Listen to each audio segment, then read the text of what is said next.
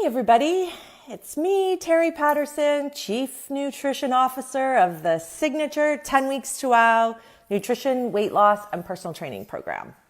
Hopefully everybody is having a great Tuesday. And I'm sorry for all the interruptions yesterday with the star of the show, Noah Muggsy. As you can see, it's pretty hard to keep a 3.5-year-old really still. So I apologize for all of the distractions because that was really important information for you to know about arsenic and our rice. And of course, we spoke about how chickens eat rice. So buyer beware, but that's a different video.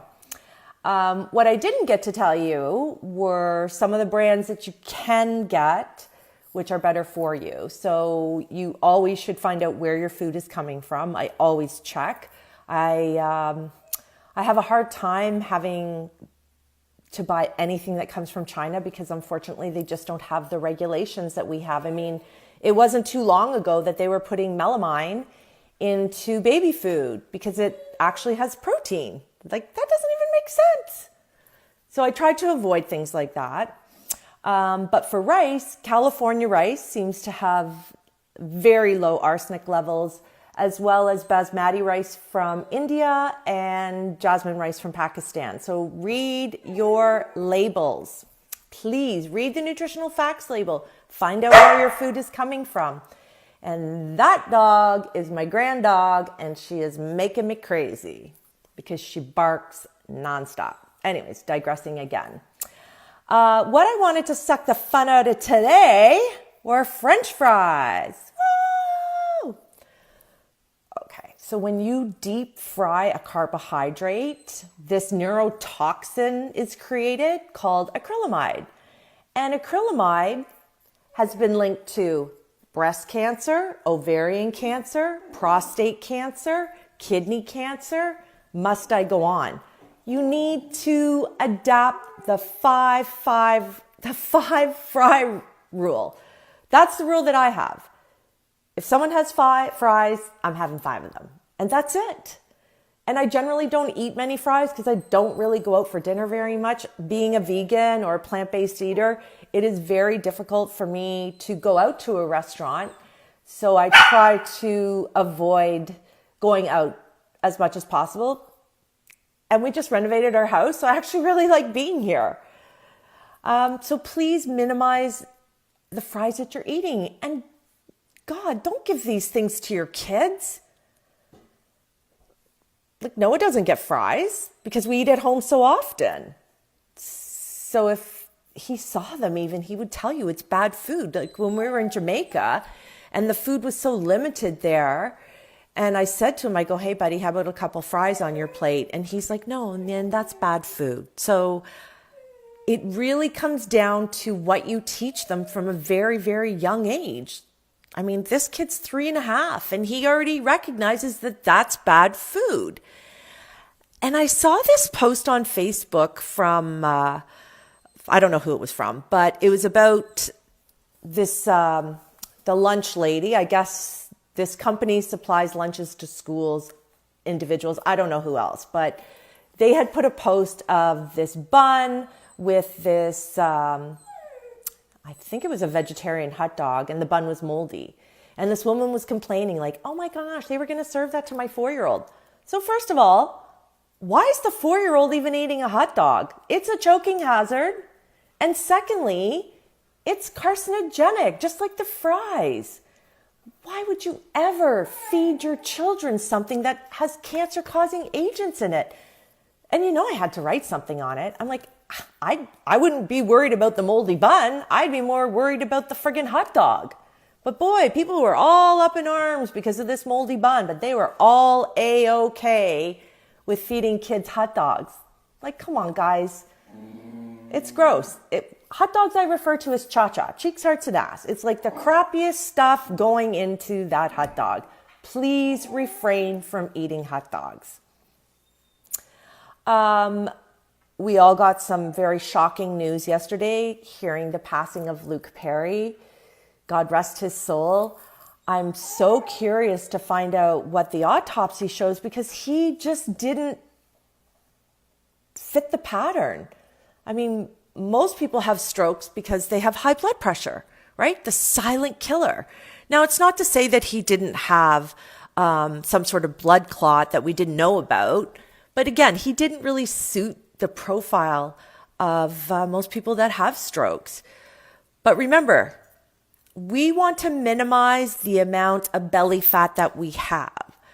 So a good way to look to see how you're doing is to measure your waist at your belly button.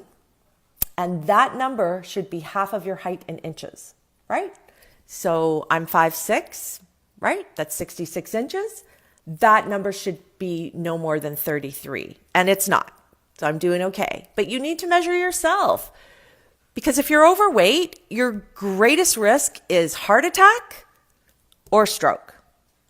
And sometimes you survive these huge events and sometimes you don't. And if you survive, there's always going to be factors. You might lose part of your memory. You might lose part of the movement on your body. I mean, this is real stuff. I don't understand. I don't know. I don't understand when people are given news or have surgeries. Like, again, my cousin, he had a stent put in his aorta. Doesn't check his blood sugars. Tells me the other day, I've lost 50 pounds. I don't know why. Really? When you lost 10 pounds, you didn't think that was a problem, that you might go to a doctor to find out what's going on? I honestly want to bang my head against the wall sometimes because your body is giving you signs. It's not happy with what you're doing. So how are you going to make changes? You have to make changes. Or you must just have a death wish. I don't get it. So my good friends, Paul and Natalie, Paul's a huge meat eater, but honestly, this guy is doing a 180 with his life. And I have to say sometimes, what have you done with my friend Paul? Who is this guy? He's making the changes. I'm so proud of you, Paul. I'm so proud of you for being open. And every time you come to our house, you know you're getting a vegan meal and you don't say anything, you don't complain, you just try it and you're open. So good for you for being open and good for you for making changes in your life. And you can trust that inside your body, it's really, really happy. Okay, so that's my little shout out to Paul. And again, anybody that has been diagnosed with prediabetes, diabetes, high blood pressure, heart disease, you need to make some fast changes quickly. So if you want to make those changes, you should give me a call and I'll change your life forever. And I just want to give a shout out to some of the strong, fierce clients that I have. This morning, Carmela, 60 years old, badass, badass. Did you ever think at 60 years old you would be called a badass? Or my client, Celebrity Irene, who's been away for 6 weeks. She's going to be 72 next week, and she's a badass too. These women make me feel so good. I'm so proud of how hard you guys work. You're fighting the clock, and that's what we need to do. You're strong, you're fierce, and you're extending your life. So good on ya. And again, I have to say, I have the best job in the world. I saw a post on Facebook from another person that I know, and she said it's really hard to meet women, friends, as we age. But I'm so fortunate because I have this great job where I get to meet women constantly. So yeah, they start out as my clients, but we eventually become friends. And I just want you all to know that you also bring so much to my life. And my client and friend, Anna, or most people know her as Laura, congratulations for banging out 100 push-ups today, 100 tricep dips, and 100 curls. You too are a badass. So if you want to become a badass, you should also give me a call.